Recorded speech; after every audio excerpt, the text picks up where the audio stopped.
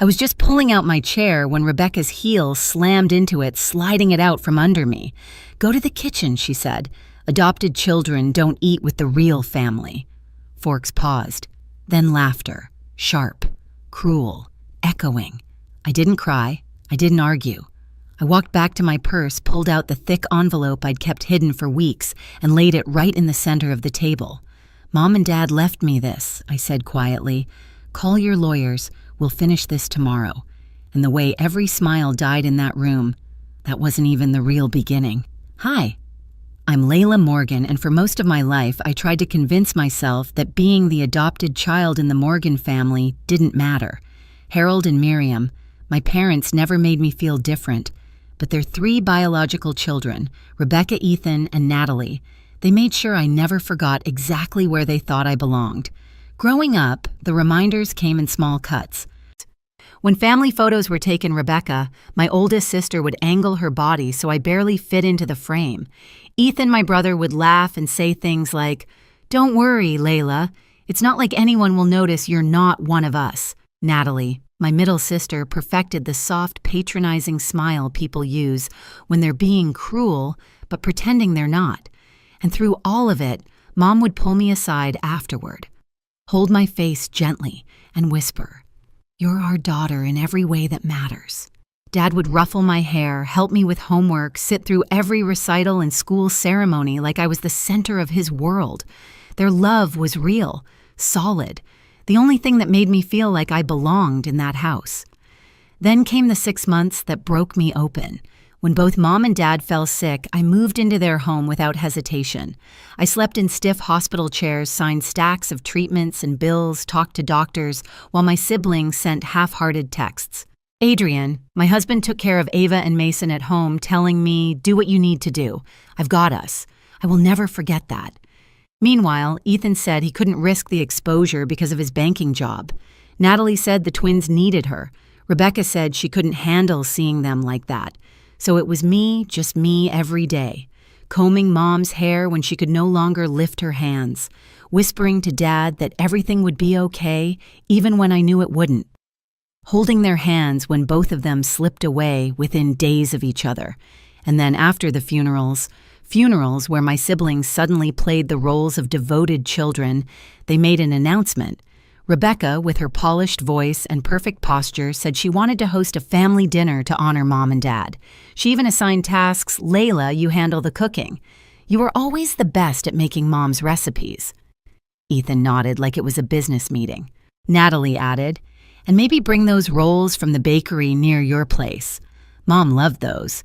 I should have seen the trap forming. The hushed conversations when I entered a room.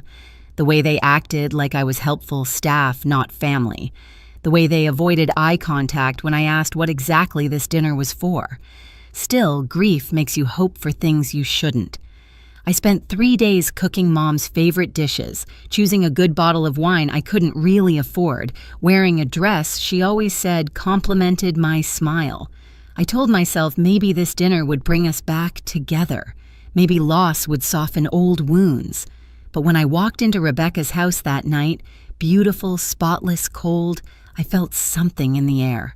A shift, a quiet tension under the polite greetings, a sense that I wasn't a guest, I was the target. When I stepped farther inside Rebecca's house, a strange stillness settled over me, like walking into a room where everyone had been talking about you just seconds before. The dining table was already set with Mom's old china, the pieces Rebecca insisted on keeping after the funeral, for sentimental reasons, even though she'd barely visited in those last months. Candles flickered. Soft music played. Everything looked perfect. Too perfect. "Layla, you're early," Rebecca said, smoothing her blouse as she walked toward me. Her smile was tightly stretched, polished, practiced.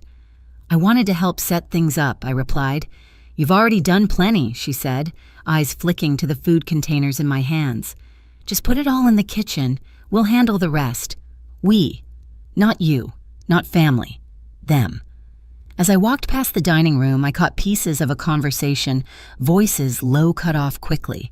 Ethan's voice, then Natalie's, then a tense silence thick enough to wade through. And when they reappeared from the hallway seconds later, their expressions were too casual, too smooth. Something wasn't right. I kept replaying the moment I arrived, Ethan barely glancing at me before turning away, Natalie fidgeting with her bracelet, Rebecca's lingering look toward her siblings like she was silently checking whether they were ready. Ready for what? In the kitchen, as I unpacked all the dishes I'd spent hours preparing, the familiar ache settled into my chest. That ache I'd felt my entire childhood standing outside, closed doors hearing laughter from rooms I wasn't invited into, watching holiday photos uploaded online without me, realizing family traditions were continuing without the adopted one. Sometimes exclusion is so subtle it makes you question your own memory. Other times, it walks right up and smirks in your face. As I arranged the serves of Mom's apple cinnamon roast on a platter, a flashback washed over me so vividly I could almost smell the cinnamon from years ago. I was 11, holding a plate of cookies I had baked myself. Rebecca, Ethan, and Natalie were on the porch enjoying the summer evening. I asked if they wanted one. They exchanged glances. Rebecca said, "Sure," but when I walked away, I heard her whisper, "She tries too hard." They laughed, just like they laughed tonight. Back in the present, I checked the clock. 15 minutes until dinner. I brushed my hands on my dress, took a breath, and stepped back into the living room where everyone had gathered. Rebecca and Natalie were standing by the window whispering. When they noticed me, their conversation died instantly. Ethan adjusted his sleeves, avoiding my gaze as if guilt were a physical weight pulling his shoulders down. I tried to break the tension. I brought Mom's apple pie too. The one she taught me, Rebecca's smile, cut me off. "Perfect. You can serve it later." Serve it, not share it. Serve it. The mam mong kwasu that dang lauden. Something in their tone, in their posture, in their carefully constructed politeness, it all felt like a performance, like they were waiting for the right moment to drop whatever they'd been planning. Ava and Mason weren't there to distract me with their chatter. Adrian wasn't there to squeeze my hand and tell me it would be fine. It was just me, surrounded by people who had mastered the art of making me feel like an outsider without ever saying the words aloud. I tried to remind myself why I came. Because I wanted to believe in family. Because I wanted to believe that grief could soften cruelty. Because I had spent 6 months giving everything I had to keep Mom and Dad comfortable in their final days. And maybe that mattered to them too. But as I sat down carefully, quietly, I saw Rebecca watching me. Not warmly, not like a sister, but like someone checking whether the trap was set properly. I knew then, whatever was coming wasn't kindness. Dinner started the way disasters often do, quietly, politely, with everyone pretending nothing was wrong. Rebecca took the seat at the head of the table, the one Mom used to occupy, and folded her napkin with the same self-importance. Ethan poured wine like he was hosting a corporate mixer, not a family memorial. Natalie kept smoothing her dress, glancing at everyone as if waiting for a signal. I sat at the far end, the seat left open after they'd already arranged themselves. I tried to ignore it. I tried to breathe. For the first 10 minutes, the conversation was harmless. Ethan talked about work. Natalie talked about her twins. Rebecca reminisced about Mom's garden, conveniently leaving out that she never watered it once. But nothing in that room felt real. Every smile looked stretched. Every story felt rehearsed. I brought out the dishes I'd spent days preparing Mom's favorites, and Rebecca clapped her hands lightly. "Oh, good, Layla. You can start serving." Serving, not joining. I swallowed the sting, of course. As I moved around the table, I noticed how none of them made space for me. Not a single chair shifted, not a single hand offered to help. I set plates in front of them while they continued their conversations as if I were hired staff. As if this wasn't supposed to be the dinner that honored the two people who loved me more than anything. Halfway through the meal, Ethan cleared his throat in that condescending way he had in high school. So he said, "Since we're all here, maybe we should talk about the house." Rebecca nodded. "And Mom's jewelry. There are some valuable pieces. We should make a plan," Natalie added. "And the investments. It's best if they stay in the bloodline." My fork froze halfway to my mouth. The bloodline. They said it without shame, without hesitation, just a fact in their minds, a rule of nature. Rebecca leaned forward, voice coated in sweetness. We just want to be practical, Layla. I'm sure you understand. There were a lot of things I understood in that moment, like how the smiles earlier were bait, the small talk was a setup, the dinner a stage. I put down my fork. What exactly are you saying? Natalie took a breath, preparing her fake sympathetic tone. We all know Mom and Dad loved you, Layla, but legally, well, inheritance usually goes to biological children. It's just how families work. Families. Ethan nodded. We're not cutting you out, we're just saying the majority should stay where it belongs. Belongs. The room tilted. Something inside me, that last soft hope, snapped cleanly in two. You're serious, I whispered. Rebecca tilted her head, that little smirk she used in childhood slipping through. Don't be dramatic. You can keep sentimental things, a photo or two. But the house, the accounts. It's only fair that... And that was it. Something in my chest went very still. A quiet so sharp it felt like clarity. I pushed my chair back gently. Ethan raised a brow, confused. Natalie bit her lip. Rebecca's smirk faltered just slightly. I stood up, walked toward the kitchen.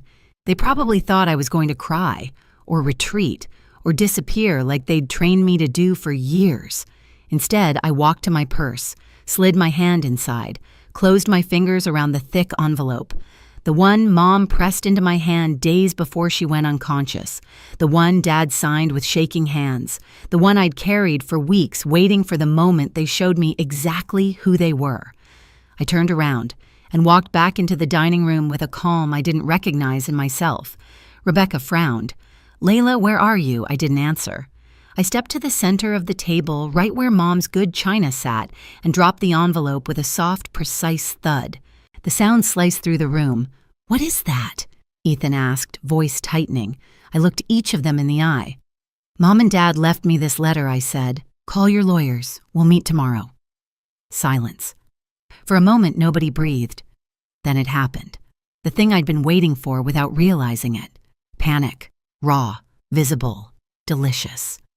Ethan's face drained of color.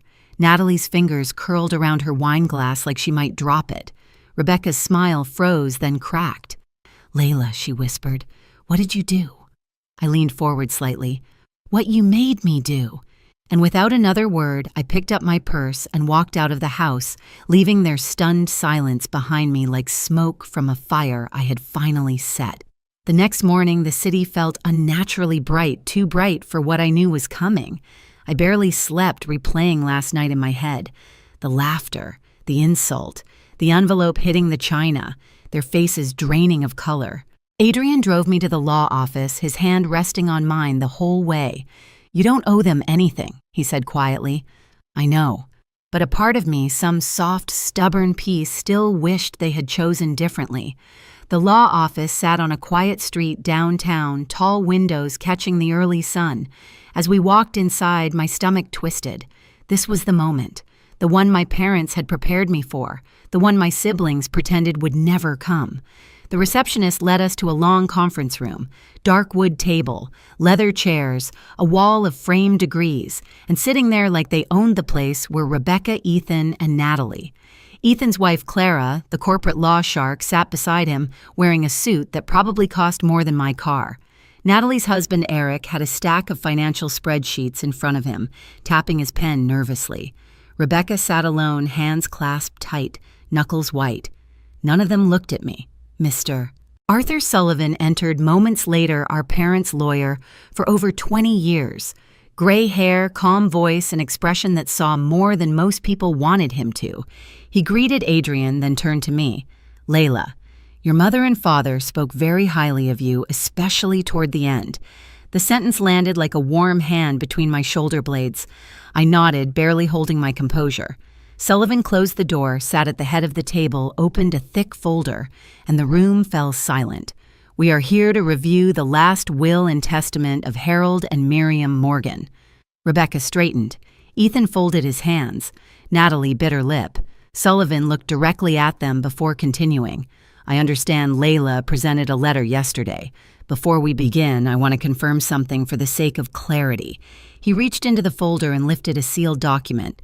Your parents wrote several private letters before they passed. The one Layla shared was authentic and aligns with the revisions they made 8 months ago. 8 months, right around the time their health began failing. Rebecca spoke first, voice tight. Mr. Sullivan, our parents would never exclude any of us. There must be some confusion. There is no confusion, he said simply. He opened the will.